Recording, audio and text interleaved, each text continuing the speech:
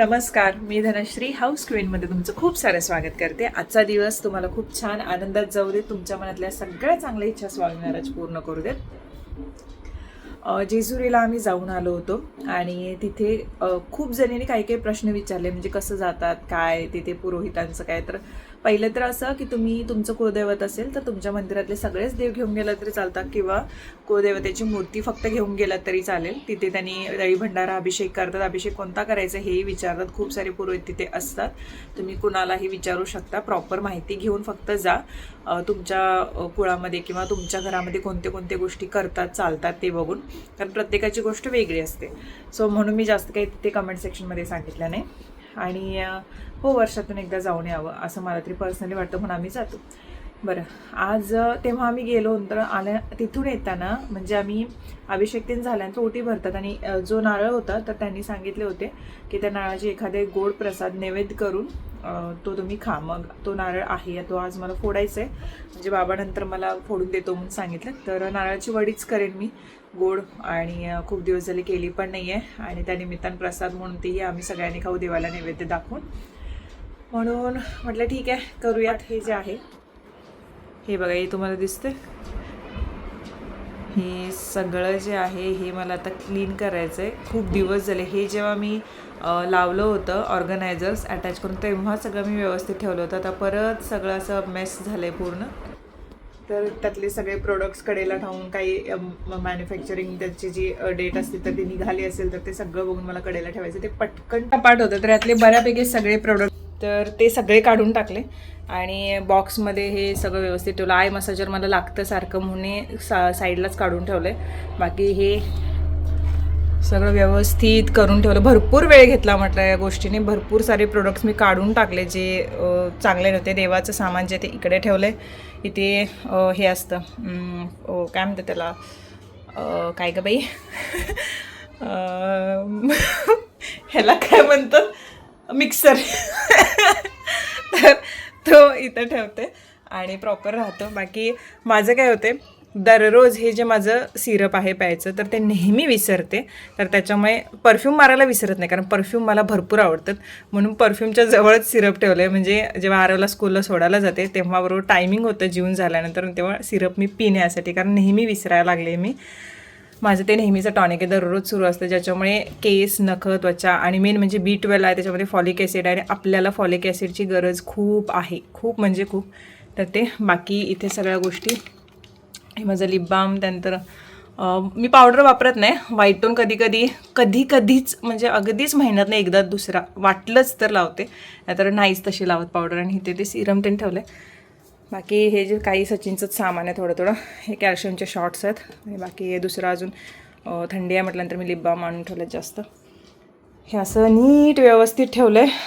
आता हे किती दिवस व्यवस्थित राहते माहीत नाही. हे काय ऑर्गनायझर तुम्हाला माहिती आहे, मी मागच्या वेळेला शेअर केलं होतं, कारण चार्जर बाहेरच राहतात म्हणून. आणि इथे पण सगळं हे, जर कोणी माहीत नसेल तर मी छोटे छोटे हे पिना टाचण्या आपल्याला मिळत नाहीत त्याच्यामुळे याच्यामध्ये ठेवलं आहे. आता मी करते पालक पनीर. जे पालक जेजुरीवरून घेऊन आलं होतं हे कानात का आणून बोलते मी, जेजुरीवरून घेऊन आले होते. कोथिंबीर वड्या झाल्या, मेथीची भाजी पण झाली, शेपूची भाजी पण आणलेली. सगळ्या भाज्या एक नंबर झाल्या होत्या. मला तर असं वाटायला लागलं हिवरे गावचे कोणतरी दररोज येणार असेल, म्हणजे आठवड्यातून एकदा जरी कोणतरी येणार असेल तर मी सांगेन ह्या भाज्या घेऊन या म्हणून. अशा भारी भाज्या होत्या. आणि आज मी ज्या म्हणते आरोच्या शाळेजवळ ज्या ताई असतात तर त्यांच्याकडून पण मला भेंडी जी आहे ती एवढी छान कोवळी मिळालेली आहे. भेंडी आणि बीन्स आणि काहीतरी घेऊन आले मी, तर त्या भाज्या खूप छान मिळाल्या. तर आता पालक पनीर काय नॉर्मल पद्धतीनेच करणार आहे. त्याच्यामध्ये मी एक्स्ट्रा हेच की पालक पनीर मिक्स जे आहे ते वापरते, कारण पालक एक जोडीच आहे त्यामुळे ते जास्त होणार नाही. आरवला पनीर खूप आवडतं त्यामुळे ते आज करायला घेते. पालक थोडासा पाण्यामध्ये मी गरम करून घेतला आहे आणि हा आता मिक्सरला लावणार आहे, मिरची एक घालून, आणि नंतर नॉर्मल जशी करते तशी. आणि जसं मी म्हटलं की जेजुरीला जाऊन आल्यानंतर जे नारळचं वडी करायची तर ती थोड्या वेळानं करणार रात्री. आता वेळ होणार कारण जेवणवाला ताई येतील, त्यांना पटकन जेवण करून गेलं की मला करायला बरं. तर आता करून घेते पटकन. पालक पनीर बनवून तयार आहे. आता ह्यावरती थोडीशी क्रीम टाकायचा विचार आहे. सचिन ऑफिसवरून येतात तर येताना त्यांना म्हटलं मी क्रीम घेऊन या म्हणून. आणि नंतर आरव सचिन सांगतीलच कसं झालेलं आहे. माझ्या आठवणी झाले तर शॉट नक्कीच घेईन तो.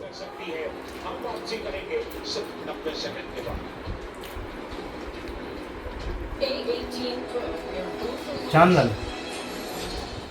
रात्री खूपच लेट झाला होता, तरी पण म्हटलं नारळ किसून ठेवूया. नारळाच्या वड्याच करायच्या होत्या आणि जसं भटजींनी सांगितले होते की हे फक्त घरातले जे व्यक्ती आहेत त्यांनीच खायचं आहे, गोड एखादा पदार्थ करून. मग ठीक आहे म्हटलं, दुसऱ्या दिवशी करेन मग मी. त्यामुळे दुसऱ्या दिवशी मी वड्या ज्या त्या करायला घेतल्या. नारळ जो किसून घेतला होता त्याचा खप जो आहे तो चांगला तुपामध्ये परतवून घेतला. तुपाची लिंक एकटीने मागितली होती, तर कम्युनिटी पेजवरती सगळे डिटेल्स आहेत. कम्युनिटी पेज चेक केलात ना तुम्ही तर त्याच्यावरती ना एक दिसून जाईल पेज, तर त्याच्यामध्ये कॉन्टॅक्ट डिटेल्स मी दिलेले आहेत, तुम्ही तिथून ऑर्डर करू शकता. मी थोडीशी क्रीम ॲड केले आणि त्याच्यानंतर परत मिक्स करून ती क्रीम आटवल्यानंतर त्याच्यामध्ये एक ड्रायफ्रूट मसाला आहे माझ्याकडे, तर तो हे ॲड केला आहे आणि परत हे सगळं मिक्स करून घेते मी. आणि यामध्ये मी साखर नाही टाकणार आहे, काळा गूळ आहे माझ्याकडे ब्राऊन कलरमध्ये, म्हणजे गुळाची पावडर आहे तर ती ॲड करते मी. पावडर आणि जो ढेप असते तर ते दोन्हीही आणून ठेवले, तर हे बरं पडतं गुळाची पावडर जी आहे ती. आणि आत्ता थंडीचे दिवस सुरू आहेत त्यामुळे गूळ शेंगदाणे असलेल्या गोष्टी खाल्लेल्या बऱ्या, त्याच्यामुळे मी गूळ ॲड केला याच्यामध्ये. जास्त टाकला गूळ, कारण गुळामध्ये खूप सारे सत्व आहेत आणि ती आपल्या पोटात जाणं खूप गरजेचं आहे. त्यामुळे गूळ टाकून हे चांगलं मिक्स केलं. आता याला जास्त करून गुळाचाच कलर येणार आहे आणि हे व्यवस्थित म्हणजे पूर्ण यातलं अटेपर्यंत चांगलं मिक्स करून घेतलं असं. मी याच्या अगोदर खूप आधी अशीच वडीची रेसिपी जी आहे साखर टाकून तर ते शेअर केली होती, पण नंतर थोडासा त्रास झाला कारण साखरेने त्रास हा होतोच.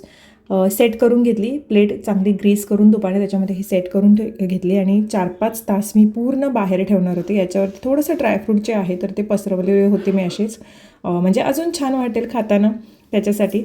चांगली सेट झाल्यानंतर प्रत्येकाच्या ताटात दिली. खूप छान झाली होती वडी, मुलांना खूप आवडेल कारण गूळ आहे आणि हेल्दीसुद्धा आहे. थोडीशीच केल्या होत्या, म्हणजे जेवढा नारळ होता त्याचा खव जेवढा निघाला होता तर तेवढ्याच केल्या होत्या आणि मस्त झाली होती. फ्रीजमध्ये ठेवायच्या अगोदरसुद्धा चांगला शेप आला होता, कारण काही वेळा नारळाच्या वडीला इतका चांगला शेप येत नाही त्याच्यामुळे. काल हा एक शॉर्ट जो आहे तो दुसऱ्या दिवशी मी शूट केलेला आहे. जेव्हा मी व्हिडिओ टाकला ज्या कॉमेंट्सचा, खूप विचार केला काही कॉमेंट्सवरती. काहींचं म्हणणं असं होतं की तुला जमते म्हणून बाकीच्यांना जमते असं नाही, किंवा काहींचे विचार होते. कुठेतरी मनाला वाटलं की आपण एखादा चेंज आणायचा प्रयत्न करतो, पण काहींना चेंज व्हायचं नसतं. त्यात आपली पण चूक नाही ना, त्यांची चूक आहे. प्रत्येकाची परिस्थिती वेगळी, पण परिस्थिती बदलणं आपल्याच हातात आहे ना. मला काय सांगायचं होतं माझ्या व्हिडिओमधून ते राहिलं बाजूला, पण प्रत्येकीचं असं होतं की तुला जमते, तुला येते, तुम्हाला कामं नाहीत, असं तसं. त्या गोष्टींचं खूप वाईट वाटलं की कुठल्या गोष्टी बघितल्यानंतर त्यामधलं चांगलं काय आहे आणि ते आपण आपल्यासाठी करू शकतो का, ह्या गोष्टी वर्क करता येतील का, कुठून सोल्युशन मिळेल.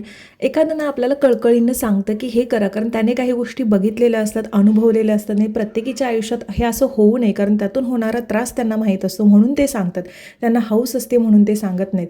पण ह्याकडे मला वाटत नाही की सध्या एवढं कुणाला वाटत असेल की हां एवढं लक्षात घ्यावं. प्रत्येक माणूस ना दुसऱ्याची चुका काय आहे, तो कसा चुकतोय हे बघण्याकडे लक्ष आहे. पण आपणही कुठेतरी चुकतोय ह्या गोष्टी करताना, किंवा आपल्याही भरपूर चुका होत असतील.